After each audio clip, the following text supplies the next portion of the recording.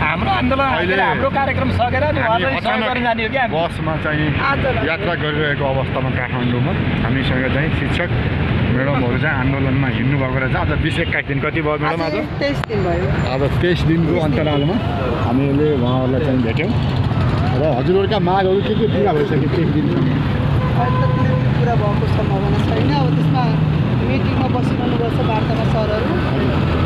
अब भोलिको हाम्रो ठुलो आशा छ, भोलिको दिनदेखि के हुन्छ संसदको बैठक बस्दैछ, त्यसमा आशावादी छौँ हामीहरू। संसदहरू मन्त्री जसले पनि हामी सम्बन्ध धेरै आशामा बसेका छौँ। आशालाई निराश नगरिदिनु होला भन्ने चाहन्छौँ हामीले।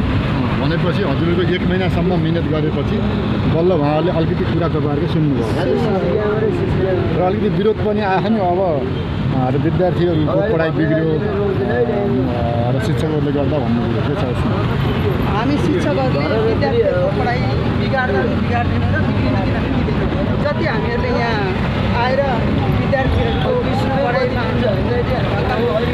पढाइमा बाधा पुगेको त्यो हामीले विद्यालयमा फर्किसकेपछि त्यसले हामीले गरिदिन्छौँ। इमान्दार गएर हामीले पार्ट टाइम गरेर पनि बिदाको दिनमा पनि गएर पढाएर पनि उहाँहरूको हामीले शिक्षा दिन तयार छौँ। अब भनेपछि अझ कति दिन जति लाग्ला हजुरहरूको आन्दोलन?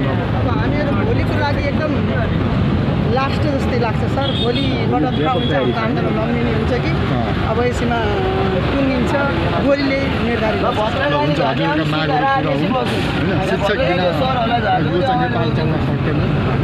अब शिक्षाले नै सबैलाई परिवर्तन गरेको छ। अझ उच्च शिक्षा एकदमै गुणस्तरीय शिक्षा प्रदान गर्नु मण्डलामा नपुराको भन्ने मात्र आधुनिक खालको भन्दै पहिला बिदा हुन्छ है। हस् हुन्छ सर, धन्यवाद। ल ल ल